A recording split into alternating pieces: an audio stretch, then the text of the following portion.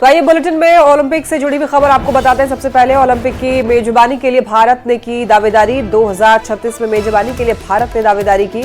IOA ने IOC को सौंपा लेटर, सूत्र हमारे ये बता रहे हैं, और 1 अक्टूबर को लेटर भेजा गया, सूत्र हमारे ये बता रहे हैं। तो मेजबानी के लिए भारत तैयार है, सूत्रों के मुताबिक यह खबर सामने आ रही है।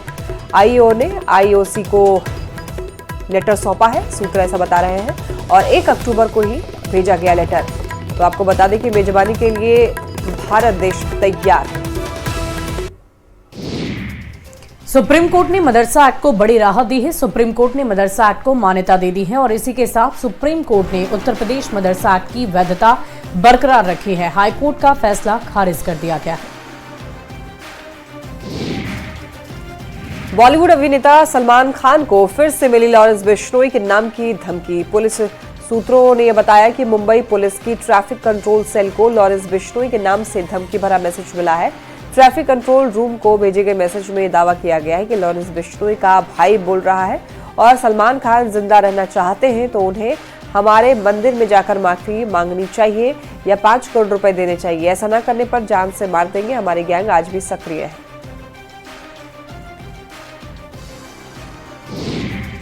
पुलिस ने आगे बताया कि उन्हें यह धमकी भरे मैसेज की जानकारी सोमवार को मिली, जब आधी रात को ट्रैफिक कंट्रोल रूम में काम करने वाले अधिकारी ने यह पढ़ा। पुलिस फिलहाल धमकी देने वाले शख्स की तलाश कर रही है।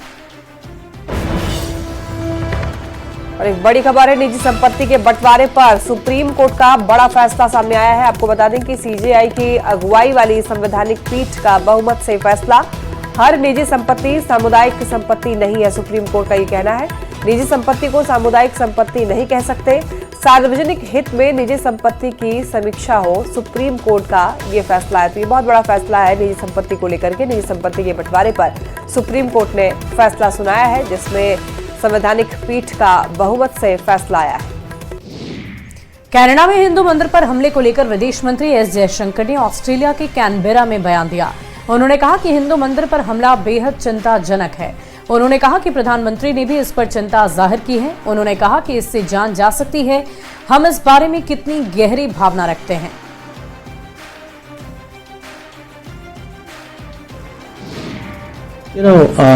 I think what happened yesterday at the Hindu temple in Canada was obviously deeply concerning, and you would have seen the statement first by our official spokesperson and also the expression of concern by our Prime Minister yesterday. So that should, I think, convey to you how deeply we feel about it. वहीं Canada और भारत के बीच तकरार लगातार बढ़ती ही जा रही है। Canada में हिंदू मंदिर पर हुए हमले पर प्रधानमंत्री मोदी का बयान आया है। उन्होंने कहा कि वो कनाडा में एक हिंदू मंदिर पर जानबूझकर किए गए हमले की कड़ी निंदा करते हैं। ये मोदी ने कहा कि हमारे राजनयिकों को डराने धमकाने की कायरतापूर्ण कोशिश भी उतनी ही भयावह है। हिंसा की ऐसी हरकत भारत के संकल्प को कभी कमजोर नहीं कर सकते हैं। हम उम्मीद करते हैं कि कनाडा की सरकार न्याय सुनिश्चित करेगी और कानून का शासन कायम रखेगी। वहीं अमेरिका में आज राष्ट्रपति का चुनाव होगा। अमेरिका में 47वें राष्ट्रपति चुनने के लिए भारतीय समय के अनुसार शाम 5:30 बजे से अगले राष्ट्रपति चुनने के लिए वोट डाले जाएंगे। राष्ट्रपति चुनाव में डेमोक्रेटिक पार्टी की ओर से कमला हैरिस और रिपब्लिकन पार्टी से डोनाल्ड ट्रंप राष्ट्रपति पद के उम्मीदवार हैं। दोनों के बीच कांटे की टक्कर होनी है। अमेरिकी राज्यों के लिए निर्धारित कुल 538 इलेक्टोरल कॉलेज में से जिस उम्मीदवार को 270 वोट मिल जाएंगे वो अमेरिका का अगला राष्ट्रपति होगा। नया राष्ट्रपति जनवरी 2025 में शपथ लेगा। और बीजेपी की आज बड़ी बैठक। इस वक्त की बड़ी खबर आपको बता रहे हैं, दिल्ली विधानसभा चुनाव पर बीजेपी की आज महत्वपूर्ण बैठक है। बैठक में जेपी नड्डा, अमित शाह रहेंगे मौजूद। शाम 5 बजे बीजेपी मुख्यालय में यह अहम बैठक होनी है। दिल्ली विधानसभा चुनाव की तैयारियों पर जोरदार चर्चा की जाएगी। इस वक्त की बड़ी खबर आपको बता रहे हैं, अमित शाह भी इस बैठक में मौजूद रहेंगे। होने वाले दिल्ली में विधानसभा के चुनाव को लेकर ये शाम 5 बजे बीजेपी मुख्यालय में बहुत ही महत्वपूर्ण बैठक रखी गई है।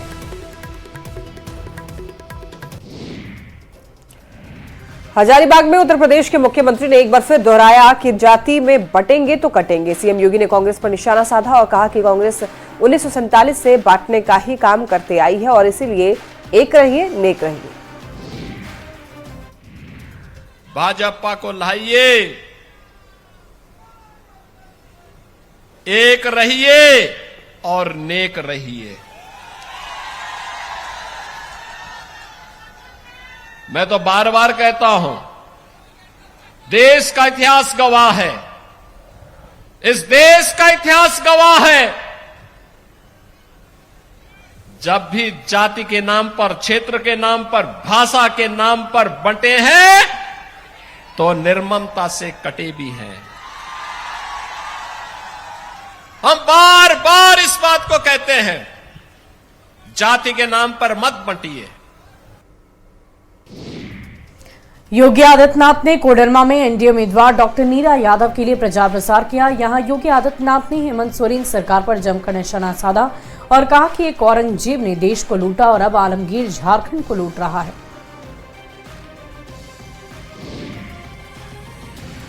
मैं प्रभु श्री राम की पावन धरा उत्तर प्रदेश की धरती से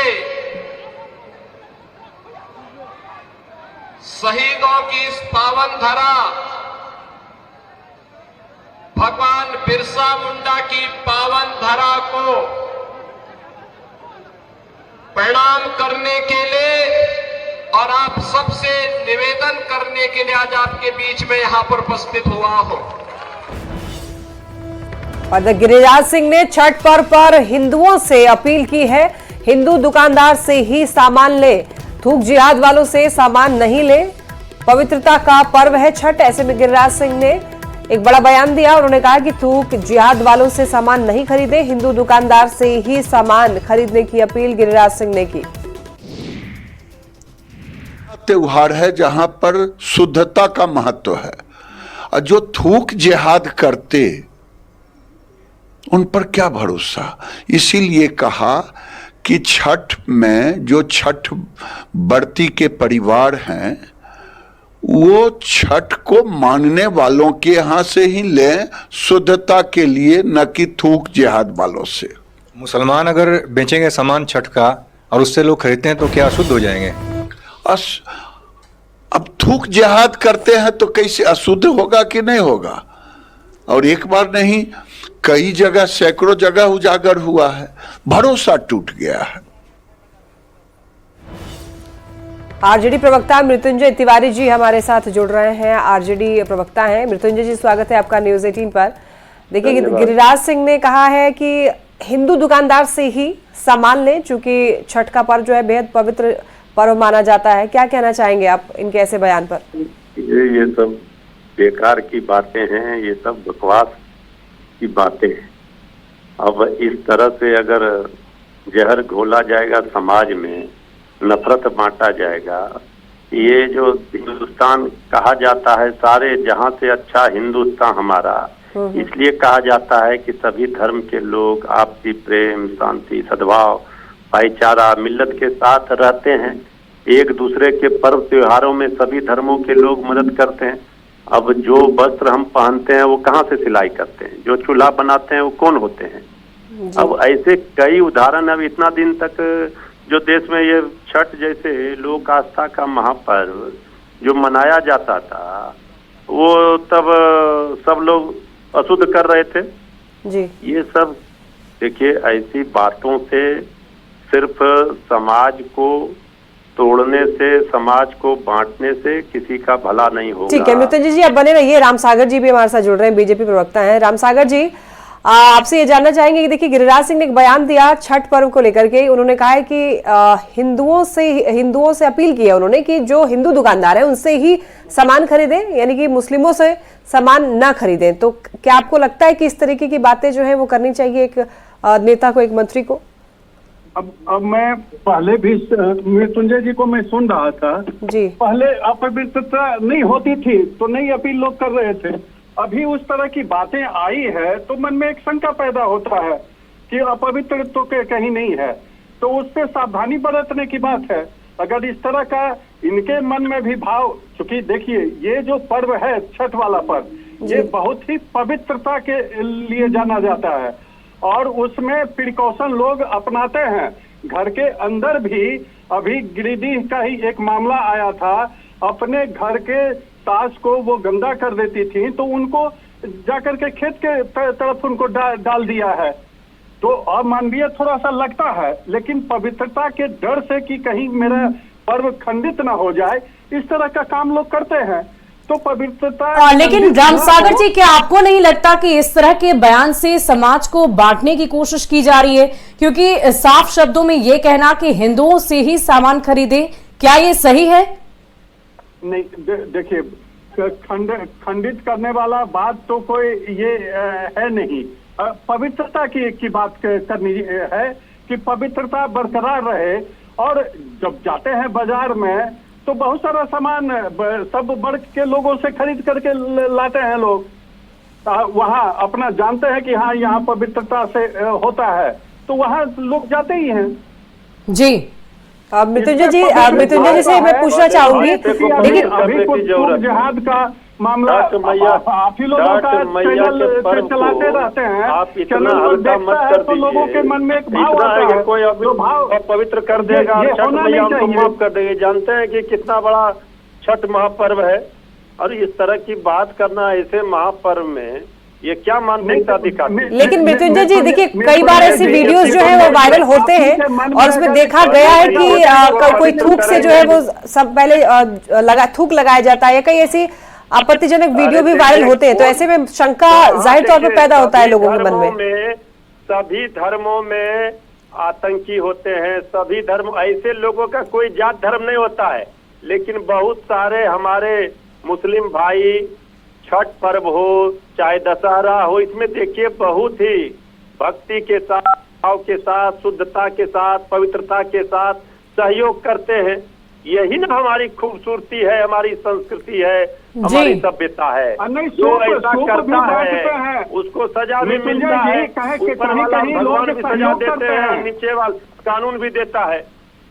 रामसागर जी, ये बताइए कि इस तरह के बयान अगर समाज के बीच में दिए जाए, एक जनप्रतिनिधि होने के नाते अगर ऐसा कहा जाए कि आप हिंदुओं से ही सामान खरीदें, क्या सामान खरीदने जो लोग जा रहे हैं वो पहले ये पूछेंगे कि आप कौन से धर्म से, आप कौन से जाति से हैं, उसके बाद सामान की खरीदारी करेंगे?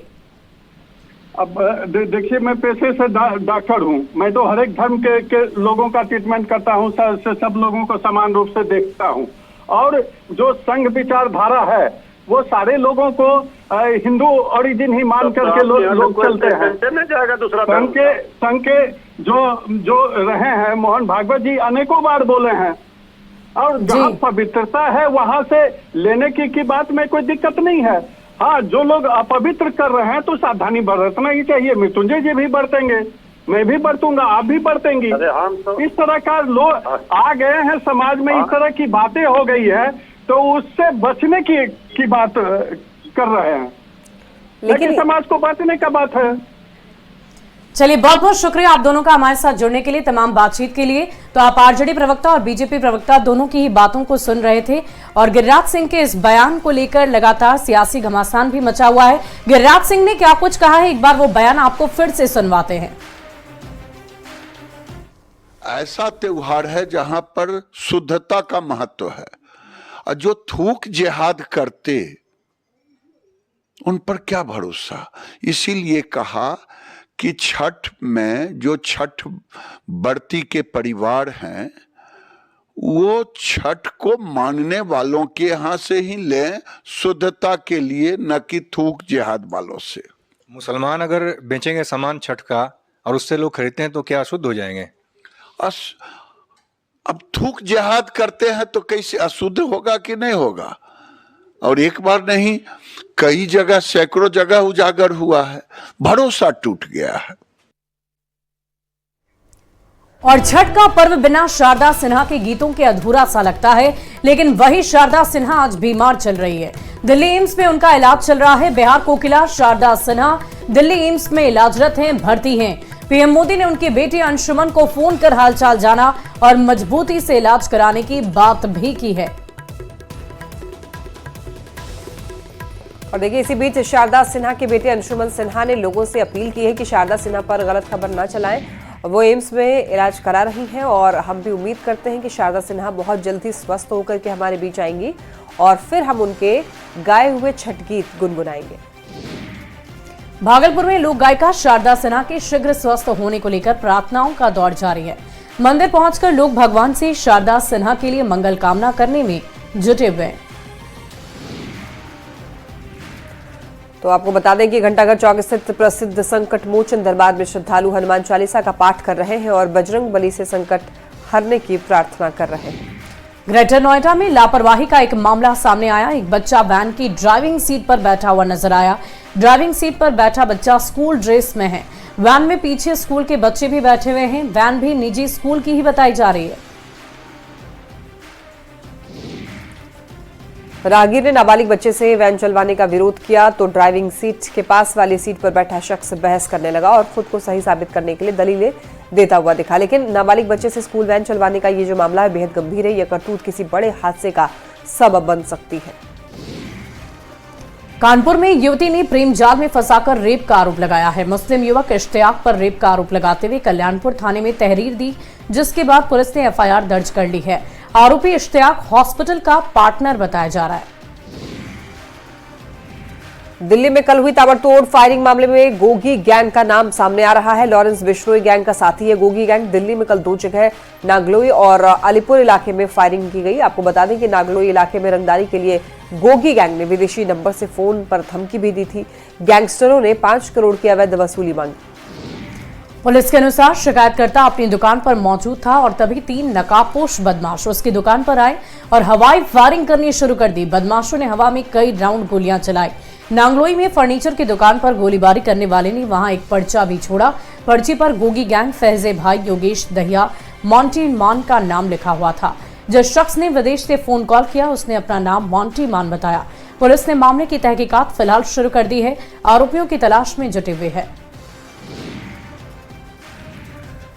और पूरे देश भर में देखिए छठ महापर्व को लेकर की तैयारी तेज है। तो खबरें जो है वो छठ घाटों पर हो रही हैं। आपको बता दें कि तैयारी की आपको अब खबर दिखाते हैं। तो देखिए नहाय खाए के साथ में महापर्व छठ के 4 दिवसीय अनुष्ठान की शुरुआत हो चुकी है और पटना के घाटों पर छठ की महत्ता जो है वो काफी ज्यादा है। तो जिसके लिए छठ व्रती सुबह सवेरे ही गंगा स्नान के लिए घाट पर पहुंचे और स्नान के बाद कद्दू भात खा करके कठिन व्रत की शुरुआत की। वहीं नहाय खाए के साथ ही महापर्व छठ की 4 दिवसीय अनुष्ठान की शुरुआत हो गई। पटना के घाटों पर छठ की महत्वता काफी अधिक है और ऐसे में पटना के छठ घाटों पर बहुत बड़ी संख्या में पहुंची छठ व्रती छठ गीत के जरिए छठी मैया की आराधना कर रही है। मुंगेर में छठ महापर्व की शुरुआत हो चुकी है। जिले के कष्टहरणी घाट, बबुआ घाट और सोझी गंगा घाट सहित सभी घाट पर स्नान के लिए श्रद्धालुओं की भीड़ उमड़ी हुई है। नहाय खाए और छठ माता के गीत के साथ इस पर्व की शुरुआत हो चुकी है। घाटों पर श्रद्धालुओं की सुरक्षा और सुविधा के लिए सारी मुकम्मल व्यवस्था है। बक्सर में महापर्व छठ की शुरुआत हो चुकी है और देखिए रामरेखा घाट को जिला प्रशासन ने मॉडल घाट के रूप में तैयार किया है। दीवारों पर सुंदर पेंटिंग करके पौराणिक और धार्मिक महत्व को बताया है और घाटों पर भीड़ को देखते हुए विशेष तैयारी कर ली गई है और सभी घाटों पर जवान को भी श्रद्धालुओं की सुविधा सुरक्षा के लिए तैनात किया गया है। वहीं पूर्णिया में नहाय खाए के साथ आज से छठ महापर्व की शुरुआत हो गई। श्रद्धालु सुबह से ही सीटी काली मंदिर के सौरा नदी पर स्नान करने के लिए पहुंच गए थे। छठ व्रतियों ने गंगा स्नान करके कद्दू भात खाकर इस पर्व की शुरुआत की और फिर 7 और 8 नवंबर को निर्जला व्रत रख करके भगवान भास्कर को अर्घ्य देंगे। और फिलहाल इस बुलेटिन में अभी के लिए बस इतना ही। आप बने रहे न्यूज़ 18 बिहार झारखंड के साथ।